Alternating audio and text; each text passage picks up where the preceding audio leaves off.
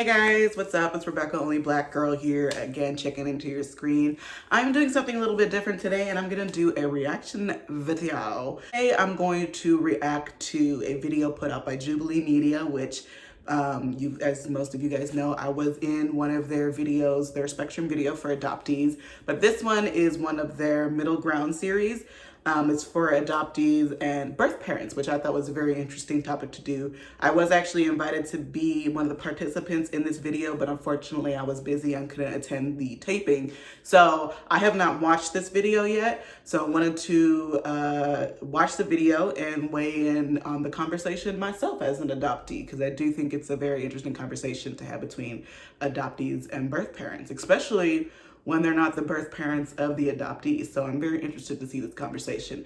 So if you guys are ready to get into all of this conversation, go ahead and hit the like button, hit the subscribe button, because I looked at my statistics and like 70% of the people who watch my channel ain't subscribed, and I don't understand why y'all hate me so much. Like, just hit the subscribe button, okay? Help me help you help me, okay? Joanna, I am a proud birth parent.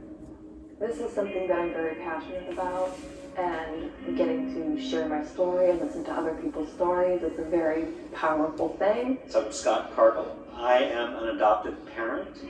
I am also a birth father of a boy that was adopted when I was about 17, 18 years old. I was pregnant when I was 15, and choosing to put up your child. No shade, but I'm gonna skip through these intros because I don't have time. Okay, all of you are special. And people's stories are some of the best advice they can give.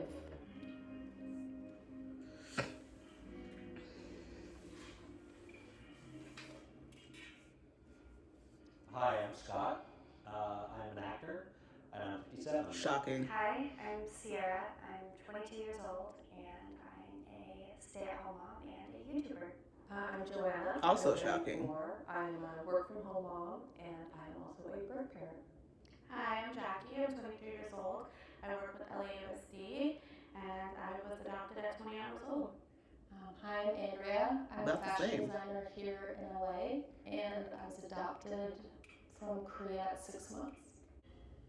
My life is better because of adoption. Ooh.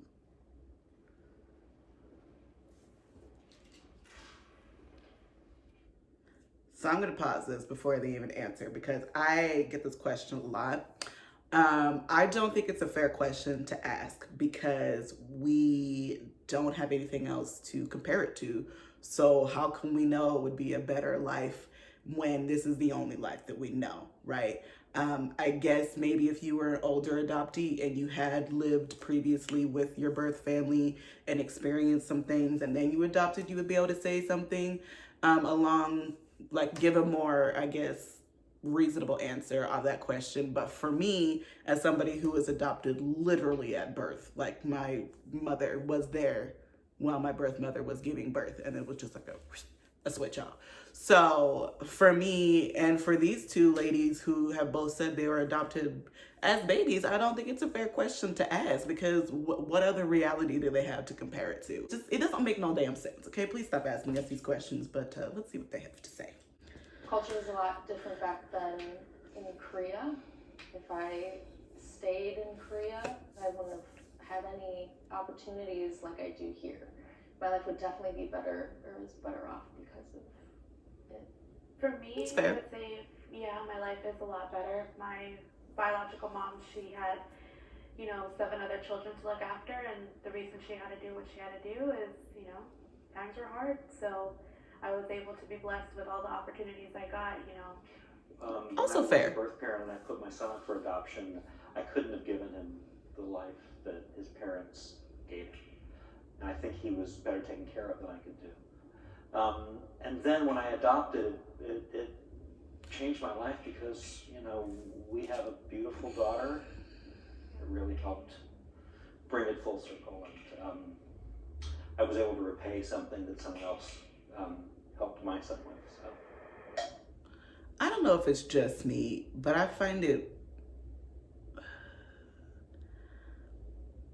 not wrong, but I just find it a little odd for a birth parent, or really any parent, to weigh in on your life being better because of adoption. That is, I can't even really voice why it bothers me, but it kind of bothers me.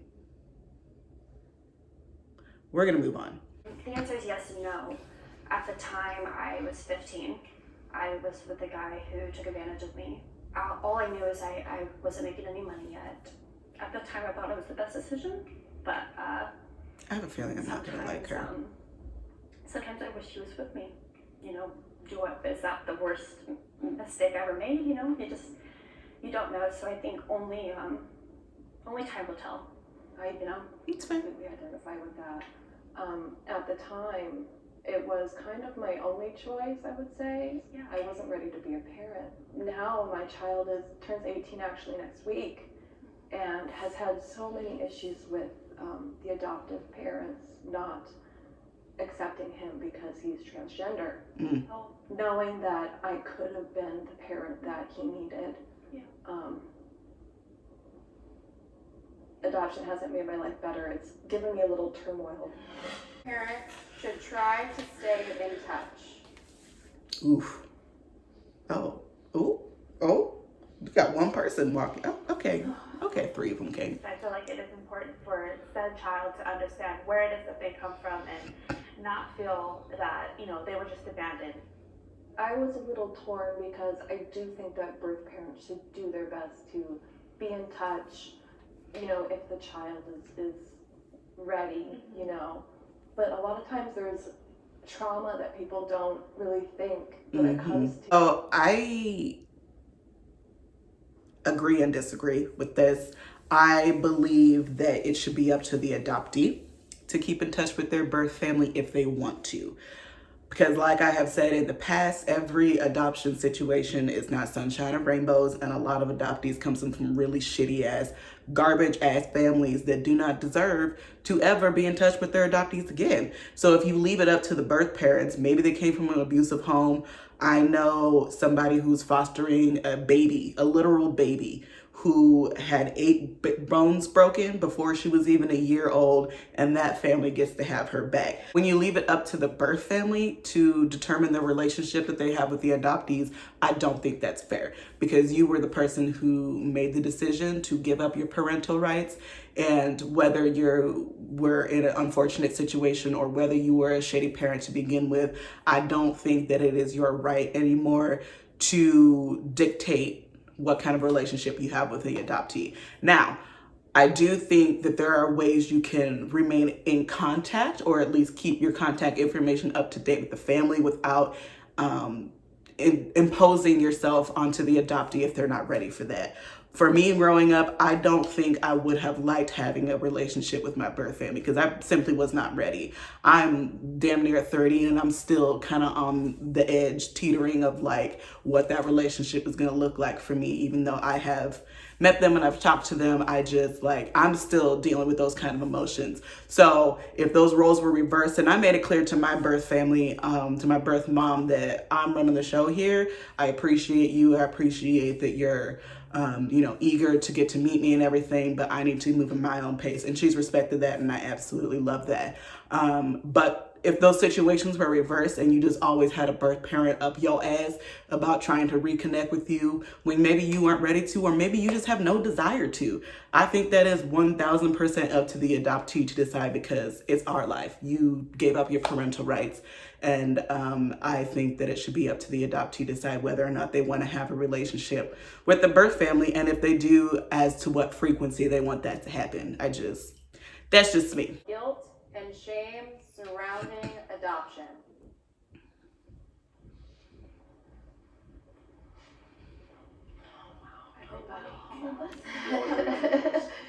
Everybody. When I was pregnant, my family have told me if I have an abortion, I will go to hell. If I have the adoption, they will cut me out of the family. When I went into labor, they would come into, the room while I was in labor, and they say, I can't believe you're doing this. If that was my kid, I would never let them have an adoption. I I can tell you something else. Those people that say that, they're wrong, because they would give their children up for adoption if they thought they would have a better life. Yeah, and The about bottom line. 95% of those people, they're not mothers, they're not parents or anything. So being a mother now, it's just, I understand, where my birth mom came from. She wanted what's best for me, period, point blank. And I don't resent her. It's point blank, at all, period. and I never will. I get you. They say, well, you were, you might have been given up, but you were adopted and you should have this full life. Like, there's no problems. You're with parents who love you. You were chosen, not just given up. I hate that narrative too. I didn't realize until recently that how the shame and guilt formed of like, well, why am I depressed? Well, why do I still have turmoil? Like, I should be thankful for everything. But Absolutely. being transracial, it's like, I grew up in Minnesota, so it's very like homogenous, like very white culture. I wasn't alone, but subconsciously alone in my own being. You don't have that foundation of where you come from and your bloodline and history. I had no one to talk to, so. So I definitely relate to that with the other transracial adoptee. I don't think that I actually consciously understood that I was dealing with a lot of shame and guilt. I think more guilt than shame until I was an adult.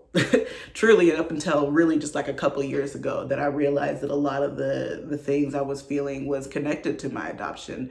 I had kids. I've always just kind of been like a, strong Black woman, power through it, blah, blah, blah, blah, which is a topic for another time, but that idea is very toxic for Black women too. But yeah, I absolutely, I relate to that. I totally relate to growing up in a place where you're the only one that looks like you, and you are always kind of questioning your identity and always wondering if you're good enough, or wondering why for me, it was difficult, even though I knew the backstory with my birth mom and I knew why she did what she did. It was also kind of hard for me growing up to accept the fact that I was given up for adoption, even though I have an older brother who she kept. So that to me always brought on guilt and shame, because it's always that kind of question of, well, why was I the one who had to leave? That was always confusing to me as a kid. I think as an adult, I understand more realistically, just being an adult and understanding how hard it is to survive out here in America as a Black person, and just as somebody who's working class and all that stuff, I understand a little bit more. But growing up, yeah, it definitely brought a lot of guilt and shame and just a lot of confusion and anger, and just you don't really know what to do with all these emotions, and it's hard to talk about it with people who don't also understand what you're going through, which is why I love making these videos and blogging, because I want other adoptees to know that y'all aren't the only people going through this. Because when I was growing up, we didn't have the internet like we do today, and it literally felt like I was the only person on the planet that was dealing with this, and I wasn't. We just didn't have the means to have a community around the world like we do today. So that is why I do what I do, and not alone. Support adoptees, okay? Which, by the way, you can buy these on my website. $25 to support adoptee. Okay, all right, or new video. It should be seen as equal.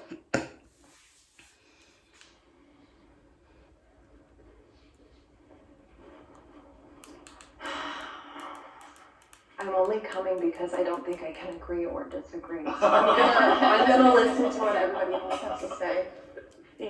I honestly don't know where I stand on this either. It takes really a strong will from someone to, one, give your child up for adoption, but also open your home to a child that isn't yours, but you're willing to give them the home that they deserve.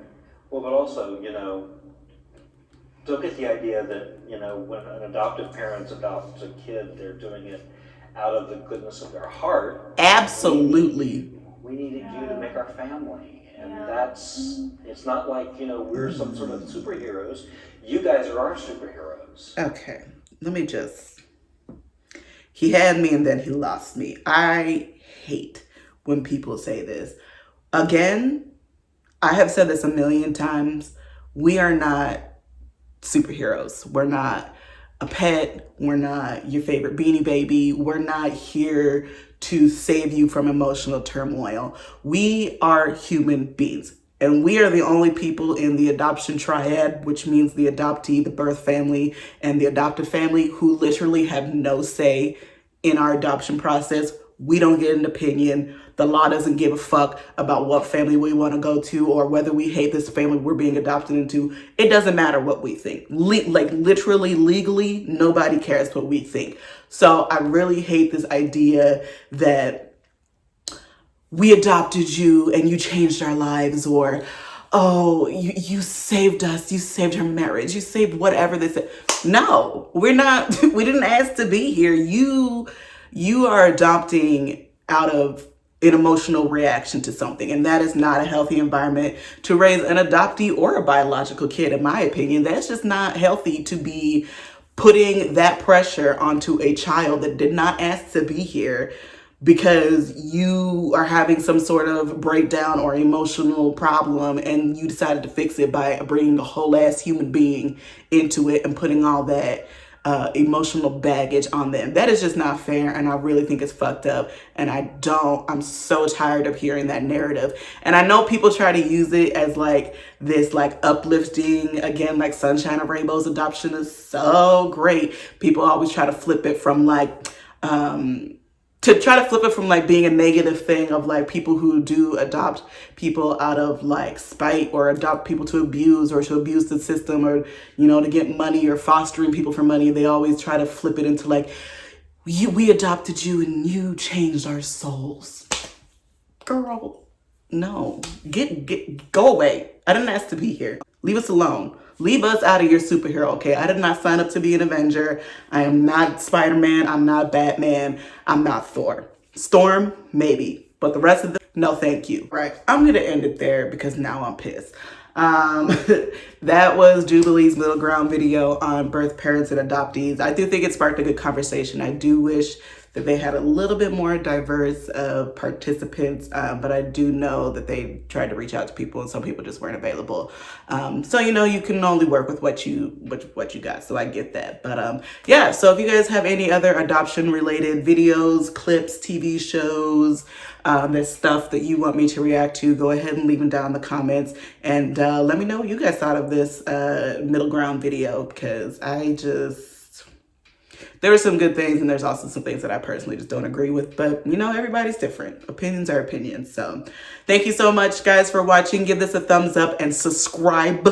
Okay, all you 71% of people who are watching this and ain't subscribing, hit the subscribe button. Okay, we don't have time for games in 2020. All right. Okay guys, love you guys. Mwah.